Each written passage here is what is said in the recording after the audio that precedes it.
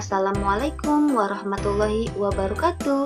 Selamat pagi anak-anakku semua. Masih tetap semangat ya dalam melaksanakan pembelajaran jarak jauh ini. Nah, dalam pertemuan kali ini Ibu akan membahas tentang tema 6, cita-citaku, subtema 1, aku dan cita-citaku untuk pembelajaran 4, kelas 4 SD. Oke, ayo anak-anakku sekalian, siapkan alat tulisnya ya. Dan pahami setiap materi yang akan Ibu bahas. Kemudian kerjakan soal yang akan Ibu berikan. Selamat belajar anak-anakku semuanya.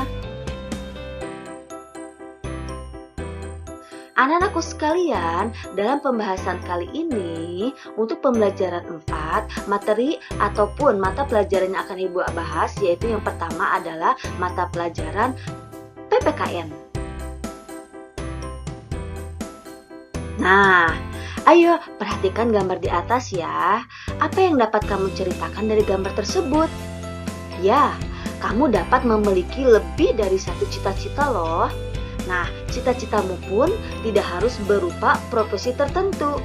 Cita-cita seseorang tentu merupakan impian yang ingin dicapai karena ia memiliki minat dan kesukaan. Tentu saja minat dan kesukaanmu terhadap bidang tertentu akan membantumu meraih cita-citamu loh.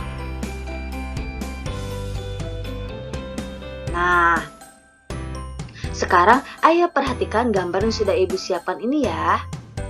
Siti ingin menjadi peneliti di bidang tumbuhan. Ia suka berkebun. Halaman rumahnya ditumbuhi berbagai tanaman. Siti juga suka membaca buku tentang tumbuhan. Lalu bagaimana dengan kegiatan di rumahmu? Nah, sekarang ayo kita berlatih terlebih dahulu ya. Jawab pertanyaan yang Ibu berikan. Pertama, apa sih cita-cita atau mimpimu? 2, kegiatan apa saja yang kamu suka lakukan di rumah? 3, kegiatan apa sajakah yang kamu sukai di sekolah? 4, lalu kegiatan apa ya yang menurutmu paling sulit dilakukan?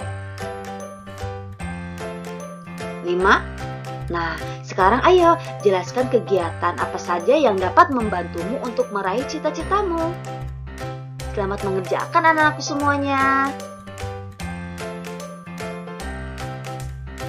Nah, anak-anakku sekalian, setelah kalian mengerjakan beberapa pertanyaan yang sudah Ibu berikan, tentu kalian bisa menyimpulkan ya, bahwasanya banyak kegiatan yang bermanfaat untuk kamu lakukan loh. Nah, semuanya itu memiliki manfaat untuk mencapai cita-citamu. Oleh karenanya, kamu harus terus berusaha mengatasi kesulitan-kesulitan dalam melakukan kegiatan yang bermanfaat tersebut. Harus tetap semangat ya anak-anakku sekalian agar cita-citamu dapat tercapai.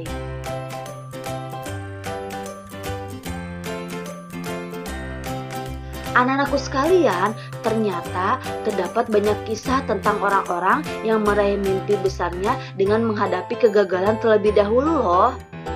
Seperti kisah Thomas Alva Edison, yaitu seorang penemu lampu listrik. Sekarang kita akan mengetahui tentang kisah Thomas Alva Edison meraih cita-citanya ya. Semasa sekolah, ia pernah dikeluarkan dari sekolahnya loh karena dianggap tidak dapat mengikuti pelajaran di sekolah. Thomas kecil bermasalah dengan pendengarannya. Ia harus berusaha lebih keras dari teman-temannya yang lain dengan belajar sendiri di rumah dan membantu ibunya yang miskin. Dengan belajar sendiri di rumah, Thomas membaca banyak buku yang memacunya melakukan berbagai macam percobaan di bidang sains. Beribu kali ia gagal, bahkan 2000 kali ia mencoba kembali. Ia tak pernah menyerah. Kegigihannya berbuah manis, sehingga kita dapat menikmati terangnya lampu pijar ciptaannya. Nah, dapatkah kamu bayangkan jika ia menyerah? Tentu sekarang tidak ada lampu ya jika pada saat itu Thomas Alva Edison menyerah. Thomas menceritakan rahasia keberhasilannya loh. Jika saya ditanya apakah yang dapat membuat seseorang berhasil dalam hidupnya, jawabannya saya sama. Orang itu harus terus menambah kegagalannya. Jika kamu takut gagal, maka kamu tidak dapat berani mencoba dan berusaha. Wah, luar biasa ya anak-anakku sekalian. Nah, anak-anak, tentunya kalian bisa mengambil hikmah dari kisah Thomas Alva Edison ini ya. Jadi, kalian tidak boleh takut ataupun menyerah ketika kalian merasa gagal. Teruslah berusaha sampai citamu tercapai.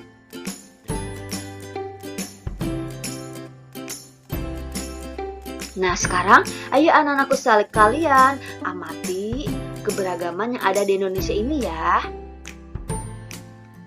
Benny yang berbadan kecil sangatlah gesit dan tangkas. Dayu yang gemulai pandai menari. Wah, lihatlah Siti yang lincah, sungguh sigap gerakannya. Lani yang senang berolahraga pun sangat bugar. Kenampakan luar mereka sangatlah beragam. Namun semuanya memberikan manfaat. Seperti keberagaman yang ada di Indonesia. Nah, negara Indonesia yang terletak di titik persilangan antara berbagai bangsa ternyata menyebabkan beragamnya ras yang ada di Indonesia loh. Ras itu berkaitan dengan ciri-ciri fisik atau ciri tubuh. Setiap suku di Indonesia mempunyai ciri fisik yang berbeda. Masyarakat yang tinggal di Pulau Papua dan Pulau Aru merupakan satu kelompok ras tertentu yang berbeda dengan kelompok lainnya.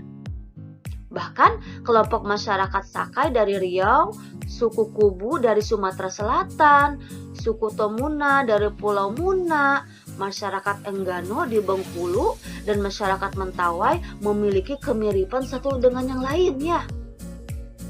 Bahkan masyarakat Batak, Toraja, dan Dayak ada dalam kelompok ras tersendiri. Demikian juga dengan kelompok masyarakat Madura, Jawa, dan Bali, memiliki ciri fisik yang hampir serupa. Nah, sekarang ayo kita diskusikan. Bagaimana ya keragaman orang-orang yang ada di sekitarmu? Adakah ciri fisik berdasarkan suku asal yang membedakannya? 2. Apakah manfaat mengetahui keragaman ras dan ciri fisik suku-suku yang ada di Indonesia? 3. Kemudian, apakah manfaat mengetahui keragaman ras dan ciri fisik masyarakat di sekitar kita?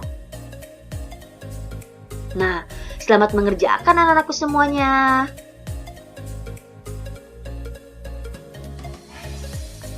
Anak-anak, ternyata perbedaan ciri fisik yang khas antar ras dan suku bangsa memperkaya keragaman masyarakat Indonesia loh. Jadi perbedaan ciri fisik itu sangat bermanfaat bagi Indonesia sendiri. Keragaman yang menguapkan satu dengan yang lainnya sebagai bangsa Indonesia yang berbesar hati hidup rukun dalam perbedaan. Nah, keunikan tersebut bisa disampaikan pada sebuah puisi. Ayo, baca dan simaklah puisi di bawah ini ya. Ada sebuah puisi yang berjudul Tanah Airku, Tanah yang Beragam, karya D. Karitas. Yuk kita baca bersama-sama ya. Kamu menyebut dirimu orang Toraja. Dia menyebut dirinya orang Papua. Aku menyebut diriku orang Madura. Kami menyebut diri kami orang Indonesia. Kami bersyukur dilahirkan di tanah para raja. Dia berterima kasih bergelar mutiara hitam. Aku bangga disebut sebagai punggawa. Kami bersujud dikenal sebagai Nusantara. Tanah airku, tanah titipan para dewa. Tanah airku, tanah pusaka.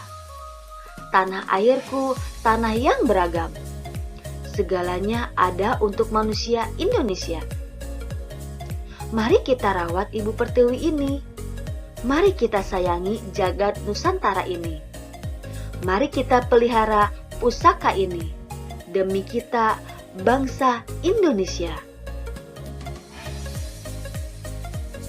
Wah, luar biasa ya puisi yang sudah kita bacakan bersama-sama. Nah, tentunya kalian sudah menyimak puisi tersebut ya. Lalu, apa sih makna puisi tersebut? Ayo, cari makna setiap bait yang ada dalam puisi tersebut ya. Selamat mengerjakan anakku semua. Nah, anak-anakku sekalian, mungkin cukup sekian pembahasan kali ini ya. Mudah-mudahan bermanfaat.